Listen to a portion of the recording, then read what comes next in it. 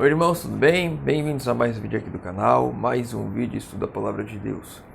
E hoje, continuando nosso ano bíblico, nós vamos ler o Desejar de Todas as Nações, capítulo 9, Dias de Luta. Então vamos lá. Sobre a direção dos mestres, uma coisa importante, eu já vi que o resumo está grande, esse é um resumo do resumo e eu vou resumir ainda mais. Quando o vídeo der aqui em volta de 18 minutos, eu vou pular alguns textos para não ficar muito mais longo. Eu acredito que um vídeo menor, que 20 minutos ainda é bastante, mas seja melhor. Se assistir na velocidade 2 aí, dá para ver em 10 minutos, que é um tempo bom. Vamos lá. Sob a direção dos mestres da sinagoga, os jovens eram instruídos nos inúmeros regulamentos que, como israelitas ortodoxos, se esperavam que observassem. Jesus, porém, não se interessava nessas coisas. Desde a infância agia independentemente da lei dos rabinos. As escrituras do Antigo Testamento eram seu constante estudo, e as palavras "assim diz o Senhor" lhes estavam sempre nos lábios. Então é importante aqui, mais do que dogmas religiosos, mais do que tradições, mais do que o que o pastor diz, do que a igreja diz, do que líder tal diz, do que ancião tal diz, do que qualquer pessoa diz, é o "assim diz o Senhor", está escrito, está inspirado, Bíblia, Espírito e Profecia. Isso deve estar acima de qualquer outra coisa. Entre aspas aqui, Jesus viu que as exigências da sociedade e as de Deus se achavam em constante conflito. Os homens se estavam afastando da palavra de Deus e exaltando teorias de suas próprias invenção. A observância de ritos tradicionais que nenhuma virtude possuíam, seus cultos eram simples rotinas de cerimônias. As sagradas verdades que se destinavam a ensinar achavam-se ocultas aos adoradores. Mais uma vez, as pessoas colocavam essas leis em cima de leis e os cultos se tornavam apenas rotinas, apenas atos rotineiros, cotidianos, não tinham influência sobre a vida das pessoas. Essas cerimônias estavam mais afastando as pessoas de Deus do que aproximando. Esses ritos se tornavam mais importantes do que até a própria palavra de Deus. Via Jesus que em seus cultos destituídos de fé, não encontravam paz, ou seja, as pessoas adoravam a Deus da forma delas e isso não as trazia paz. Não conheciam a liberdade de espírito que lhes advertia de servir a Deus em verdade. Jesus viera para ensinar a significação do culto de Deus e não podia sancionar a mistura de exigências humanas com os divinos preceitos. Não é aquilo que o homem quer. Não é aquilo que o homem quer, e sim o que Deus quer. E se as exigências do homem nos afastam de Deus, elas têm que ser afastadas das nossas vidas. Insistiam com Jesus, para que aceitasse as máximas e tradições que haviam sido transmitidas dos antigos rabis. Mas Jesus pedia para as mesmas autorização da Santa Escritura. Estava pronto a ouvir toda a palavra que sai da boca de Deus. Não podia, entretanto, obedecer às invenções dos homens. Jesus novamente se submetendo à palavra de Deus e não às invenções dos homens. E aqui é importante, né? Tudo aquilo que os rabis falavam, tudo aquilo que vinha das tradições, ele pedia autorização às Escrituras. Me parece muito com algo que teremos de fazer em um futuro breve, onde seremos proibidos de comprar e vender, como diz lá em Apocalipse 13, onde haverá um decreto em que imporá a vontade do homem sobre a vontade de Deus. E aí teremos de fazer assim como Jesus fez, optando pela palavra de Deus. Se as Sagradas Escrituras me permitem isso, então eu faço. Se elas não me permitem, eu não faço. E aqui é importante ressaltar, quando fala insistiam com ele, não está falando de um Jesus adulto, está falando de um Jesus criança ainda, na época da idade, criança, adolescente, jovem. Antes da vida adulta, as pessoas insistiam com Jesus tentando converter e persuadi-lo a fazer as vontades dos homens e não a vontade de Deus. Sabiam os rabinos que nenhuma autoridade se podia encontrar nas escrituras para suas tradições. Ou seja, os mestres da lei, os líderes religiosos sabiam que aquelas coisas que eles faziam, que eles impunham, eram apenas vontade deles e não estavam baseadas na Bíblia. Compreendiam que em entendimento espiritual Jesus se achava muito além deles. E eles viam que Jesus conhecia mais as escrituras que eles, que Jesus aplicava aquilo que estava escrito na vida deles e não as tradições rabínicas. Zangavam-se, no entanto, porque não lhes obedeciam os ditames. Não podendo convencê-lo, buscavam José e Maria, expondo-lhe sua atitude de insubmissão. Assim sobre ele, repreensão e censura. Então eles buscavam censurá-los e repreendê-los também através de seus pais, através de seus irmãos, que eu acho que vai dar tempo da gente ver aqui mais para frente. Então, de toda forma, era tentado impor a vontade dos homens em cima de Jesus, para que ele cedesse à vontade dos homens. E nós, como nós já vimos nos capítulos anteriores, Jesus estava sempre sendo provado, e essas provações vinham também agora de líderes religiosos, de dentro da família, tudo para que ele pecasse, tudo para que ele fosse falho em sua missão. Mas ele persistia firme. Desde pequeno começara Jesus a agir por si na formação de seu caráter, e nem mesmo respeito e amor aos pais o podia desviar de obedecer a palavra de Deus. Nada pode nos desviar de obedecer a palavra de Deus, nem mesmo o amor à família. Tudo deve estar abaixo de Deus. Meu amor ao meu pai, ao meu filho, à minha esposa, a quem quer que seja, tudo abaixo de Deus. Está escrito, era a razão para cada ato que destoasse dos costumes domésticos. A influência dos rabinos, porém, tornou-lhe amarga a vida. Mesmo na mocidade, teve de aprender a dura lição do silêncio e da paciência no sofrimento. E aqui uma lição para mim, para você. Porque assim como Jesus, muitas vezes as coisas hoje que nos incomodam, que atrapalham a nossa vida, que nos deixam a vida amarga, são razões para que nós comecemos já a ficar revoltados, a querer reagir impulsivamente, a confrontar isso. E na vida de Jesus, Jesus mostra que ele agia com silêncio e paciência, conforme as coisas vinham chegando até ele, coisas que amarguravam a vida, coisas que traziam para ele provação e sofrimento, ele sofria em silêncio e com paciência, firme, decididamente naquilo que ele sabia que era correto, mas sem confrontar, apenas com o assim diz o Senhor, assim diz o Senhor, assim está escrito. Era essa a resposta dele às coisas que vinham tentar o colocar para baixo, tentar o destruir, tentar o desviar do caminho correto. Seus irmãos, como eram chamados filhos de José, tomavam o lado dos rabinos, insistiam em que a tradição devia ser atendida como se fossem ordens divinas. Consideravam até os preceitos dos homens como mais altos que a palavra de Deus. Ou seja, aquilo que o homem diz, aquilo que os líderes dizem, aquilo que os pastores dizem, aquilo que a igreja diz é mais importante do que o que Deus diz. Então, se minha igreja diz que eu não preciso mais guardar o domingo, o meu pastor diz que eu não preciso mais guardar o sábado, a minha igreja diz que eu não preciso mais guardar o sábado, a minha igreja diz que eu posso comer carne de porco, então assim eu faço. Porque os ditames do homem, a palavra do homem, está acima da palavra de Deus. E ficavam de sobremaneira aborrecidos com a clara penetração de Jesus em distinguir entre o falso e o verdadeiro. Sua estrita obediência à lei de Deus condenavam com obstinação. E olha aqui, sua estrita obediência à lei de Deus condenavam com obstinação. Ou seja, quando Jesus fazia a vontade de Deus, aquilo que estava escrito, aquilo que a lei mandava, eles ficavam aborrecidos. E não acontece o mesmo com nós hoje. Quando guardamos o sábado é porque somos preguiçosos. Quando não comemos carne de porco é porque somos extremistas, somos radicais e tantas outras coisas que assim diz o Senhor, que nós buscamos fazer em nossa vida e as pessoas vêm contra isso. E aí eu também entro em outro ponto.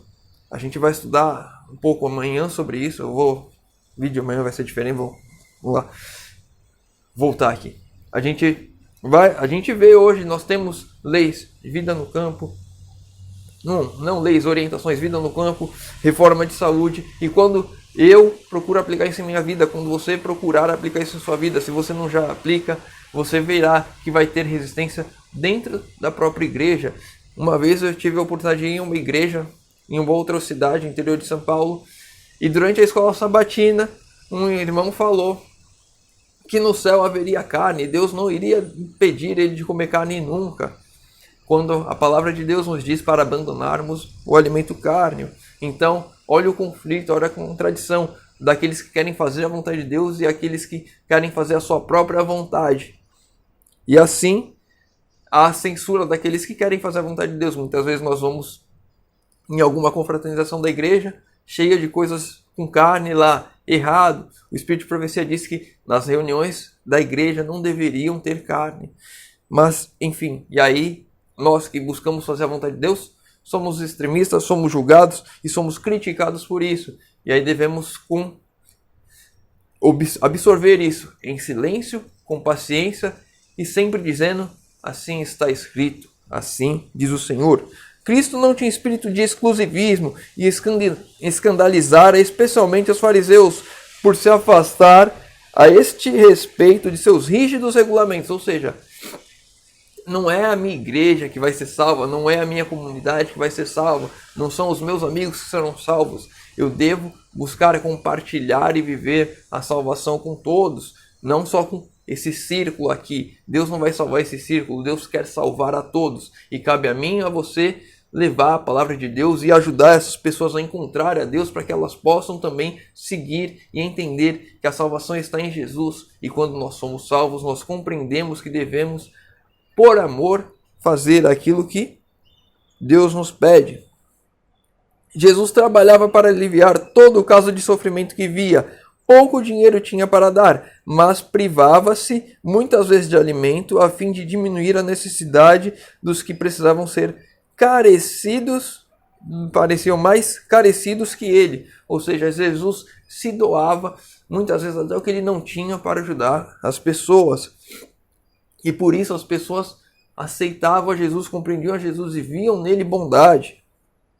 Quando falavam asperamente aos pobres e degradados, Jesus procurava exatamente aqueles seres, dirigindo-lhes palavras de animação aos que estavam em necessidade. Oferecia um copo de água fria e punha-lhes no regaço da sua própria refeição, aliviando-lhes os sofrimentos. As verdades que ensinavam eram associadas a este ato de misericórdia, sendo assim fixadas na memória. Como que Jesus fazia para levar a mensagem, levar a palavra e as pessoas guardarem isso consigo?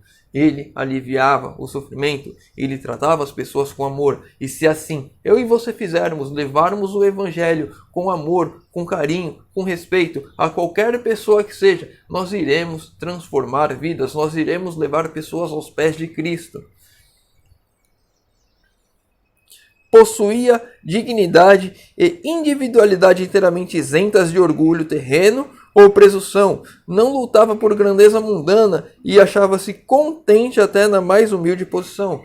Jesus não ficava amargurado porque ele era pobre, porque ele tinha dificuldades na vida. Ele se via alegre e sempre abnegado das coisas nesse mundo. Ele não buscava criar raízes aqui. Ele tinha um olhar para o alto. Isso irritava os irmãos, não podiam explicar sua constante serenidade sob provação e privação. Serenidade, calma, paciência, não importa as circunstâncias. Essas atitudes, essas qualidades devem estar no cristão que está convertido, que está com Cristo. Serenidade, paciência, mansidão, mesmo nas privações, mesmo nas provações. Olhando aos homens, via-se afastado de Deus. Via-os afastado de Deus, sem o poder divino em sua vida. As formas de religião que observavam não lhes podiam transformar o caráter. A religião das pessoas, os cultos, as tradições, o ir à igreja, não transformava o caráter das pessoas. E é isso que a verdadeira religião faz. Quando eu me conecto com Cristo, Cristo transforma o meu caráter. Essa transformação de caráter é um reflexo para o mundo de que eu fui salvo. Então, pouco a pouco, dia a dia, de glória em glória, meu caráter vai sendo transformado à medida que eu busco um relacionamento verdadeiro com Cristo. Mas as formas de religião, as tradições, os cultos, as rotinas que não pregam a Cristo verdadeiramente, isso só me afasta da palavra de Deus. Isso não transforma o meu caráter. Isso me dá uma falsa sensação de que eu estou no caminho certo, quando estou no caminho errado. O exemplo de Cristo era-lhes contínua irritação. Não aborrecia ele, senão uma coisa no mundo. E isto era o pecado. O exemplo de Cristo aborrecia o pecado. Cristo aborrecia o pecado. E assim eu e você, quando nos conectamos com Cristo, iremos aborrecer o pecado. Nós iremos ver pessoas se afastarem de nós, começarem a nos criticar, porque estamos buscando fazer o assim diz o Senhor, e não o assim diz a igreja, o assim diz o pastor. Eu devo buscar sempre o assim diz o Senhor. Como a vida de Jesus condenasse o mal, encontrava-se ele oposição, tanto em casa como fora. Sua abnegação e integridade eram comentadas zombeiteiramente.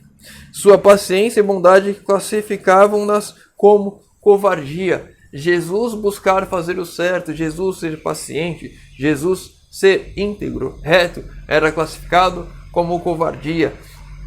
Quando Jesus diz: dá-lhe a outra face, Jesus está mostrando exatamente isso. A humildade, a paciência, a mansidão, o amor. Mas as pessoas, quando olham para isso, dar a outra face, elas enxergam como covardia.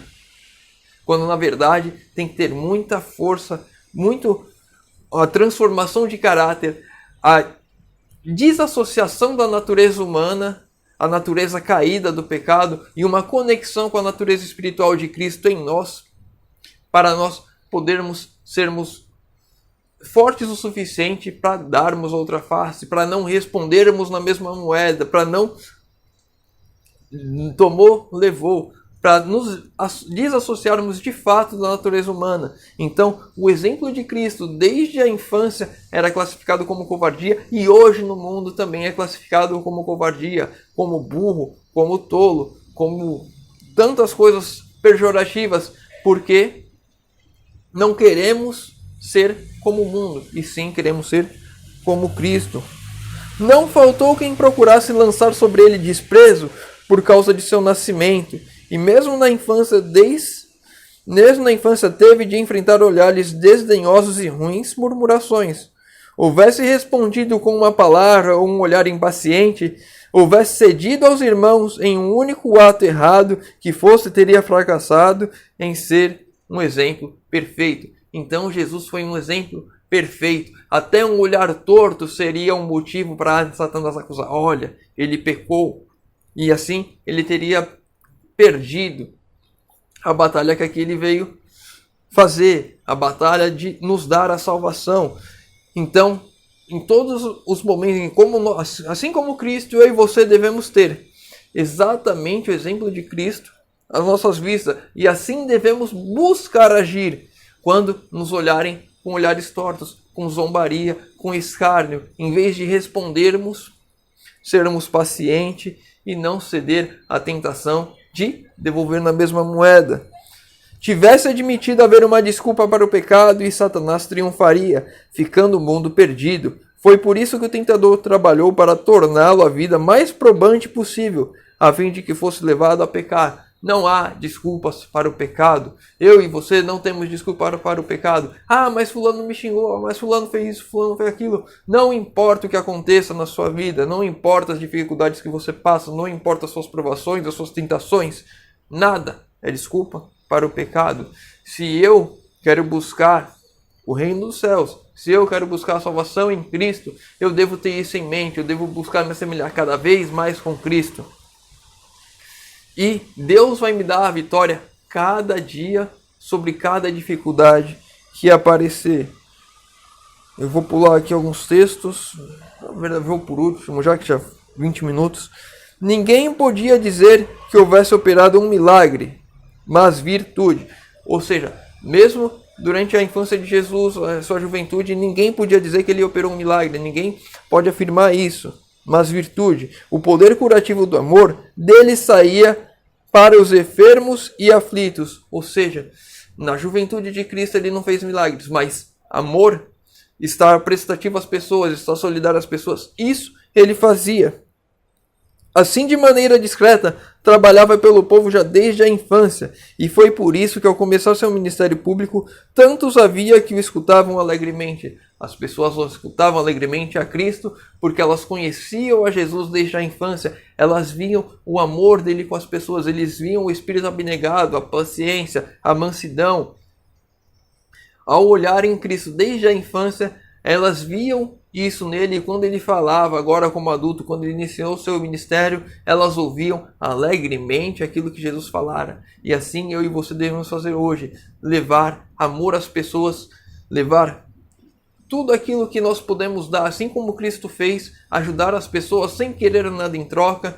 E quando nós falarmos de Cristo, elas vão ouvir alegremente, elas vão compreender que aquele que está fazendo a boa obra em mim, também irá fazer na vida dela. Bom, irmãos, vamos ficar por aqui hoje. Se você leu o livro, tem algum comentário, alguma dúvida do que foi falado, deixa nos comentários para a gente crescer, estudar e aprender juntos. Seus pedidos de oração, deixa nos comentários também. Vou estar orando por todos. Convido os irmãos a fechar os olhos agora para falarmos com Deus. Senhor Deus, Pai amado, obrigado, Senhor, por mais um dia de vida. Obrigado, Senhor, porque podemos mais uma vez estudar a Tua Palavra.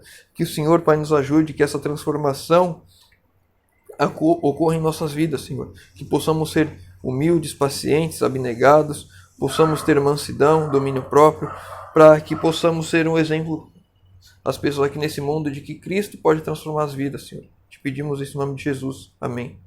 Meu irmão, fica com Deus e que Deus te abençoe.